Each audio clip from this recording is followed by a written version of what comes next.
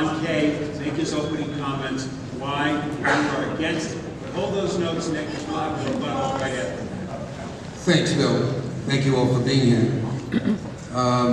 If there was a 3 strikes law on failure on solar energy, the DWP would not be eligible. In 1999, Mr. Freeman, who's so eloquent about solar energy and green energy, initiated the largest solar energy program in the United States.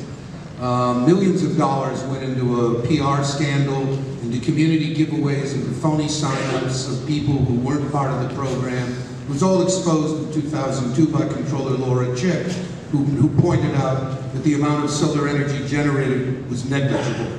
In 2003, DWP initiated a 100-megawatt program by 2010.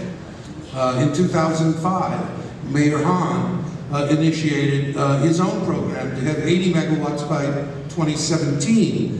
At that time, Mr. Darcy said, it's going to bankrupt the department. Who's going to pay for that? In the long run, it's going to be the ratepayers. Just last year, Mr. Freeman had so much confidence in city government that he said, it's not like me to criticize the bureaucracy, but it's no secret that the LA local government is perfectly capable of screwing up a 2-car funeral. These are witty guys who have a lot of truth, a lot of experience. Mr. Darcy is a great leader of the IBEW Local 18, but he's never put the city's interest at heart. That's his job, he does it well. The DWP has not proven that it can execute this plan. No reason has been offered why 400 megawatts would be sliced off for rooftop solar and given to them. Well, there's no reason for it. Why freeze out all the other unions in this town who have skilled laborers? Installing solar energy isn't rocket science. It's not like high voltage lines that DWP maintains. In the interim, through this whole 10-year period, the DWP, and Mr. Darcy has touched on it, the infrastructure, both of the water system and the power system, was allowed to deteriorate to the point that $5.3 billion now needs to be sunk into it. When they bring up this Huron Consulting Report, which is a statistical analysis based on innumerable variables and imponderables, they ignore the PA Consulting Report, a $1 million study of DWP operations and programs over the last 5 years.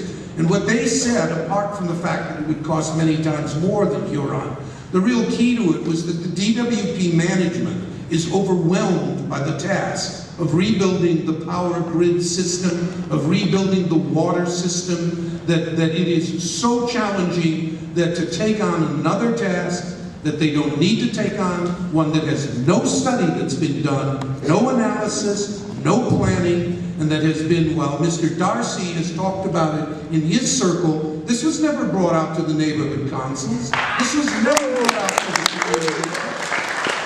This was never even taken to the Department of Water and Power Board of Commissioners that Mr. Petsouris headed. It was taken to the city council, and they knew so little about it in the 3 weeks that they passed it, with over 24 amendments in the last 72 hours, that 3 members who voted for it now say they oppose it.